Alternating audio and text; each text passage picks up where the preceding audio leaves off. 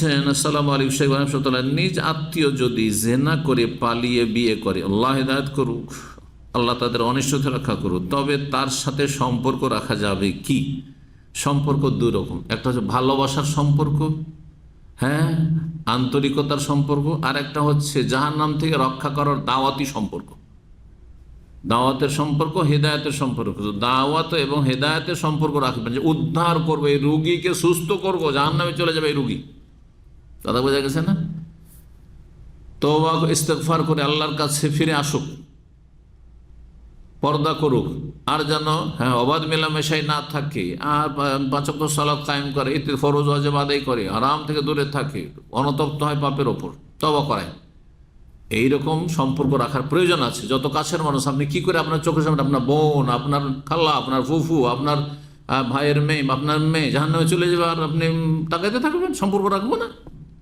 না, জাহান্নামে তো উদ্ধার করার চেষ্টা করবেন। তাহলে দাওয়াতি সম্পর্ক রাখবেন, হেদায়েতের সম্পর্ক রাখবেন, কিন্তু মহব্বতের সম্পর্ক, এত ভালোবাসা, তাদেরকে সুখে দুঃখে সবসময় ডাকতে হয়, দাওয়াত দিতে হয়, তাদের দাওয়াতে যেতে হয়। তাদের বাড়ি গিয়ে আমার ছেলেমেয়েরা খারাপ হয়ে যাওয়ার আশঙ্কা রয়েছে, না, এইরকম সম্পর্ক জায়েজ নয় খারাপ মানুষদের সাথে, হারাম। ভালো করে মনে রাখবেন। আসসালামু আলাইকুম। আমি আমার বিয়েতে 5 লক্ষ টাকা মোহরানা তুলেছিলাম, মানে ধার্য করেছিলাম, কিন্তু আমি সেটা এখন দিতে পারতেছি না। এই ক্ষেত্রে আমি আমার স্ত্রীকে মৌখিকভাবে বলেছি, তোমাকে আমি 50,000 টাকা দেবো। এটা আবার কেমন কথা হইল? আপনার কাছ থেকে আমি 10,000 রিয়াল ধার নেবো, আর দেওয়ার পরে দেখছি দিতে পারছি না, ভাই আপনাকে আমি 1,000 রিয়াল দেবো, চলবে না? মাপ চাইতে হবে?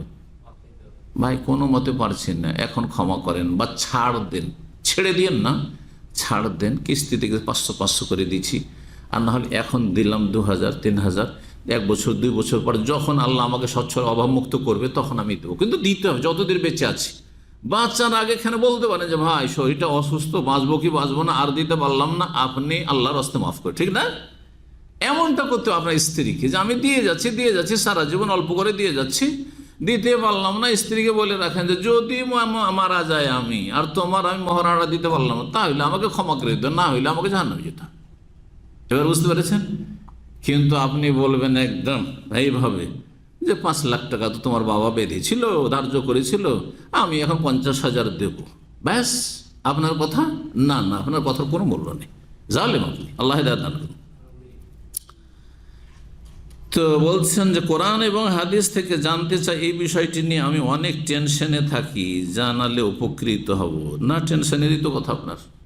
5 লাখ টাকা বাঁধলেন কেন? আর বাঁধলেন তো 50,000 টাকা দেবো, 50 টাকা আপনি নমনীয় বলেন স্ত্রীর কাছে, একটু ছোট হয়ে বলেন বিনয়ের সাথে, 50,000 এখন দিলাম, আর আস্তে ধীরে চেষ্টা করছি, ইনশাল্লাহ আস্তে আস্তে দেওয়ার চেষ্টা করব, আল্লাহ যেন তৌফিক দান করেন, দোয়া করো, এই কথা বলেন। বারাকাল্লাহ। না দিতে পারেন শেষখানে ক্ষমা চাইবেন। আল্লাহ রাব্বুল আলামিন যেন আমাদেরকে বোঝার তৌফিক দান করেন, আমলে তৌফিক দান করেন, হারাম থেকে অন্যায় থেকে বেঁচে থাকার তৌফিক দান করেন।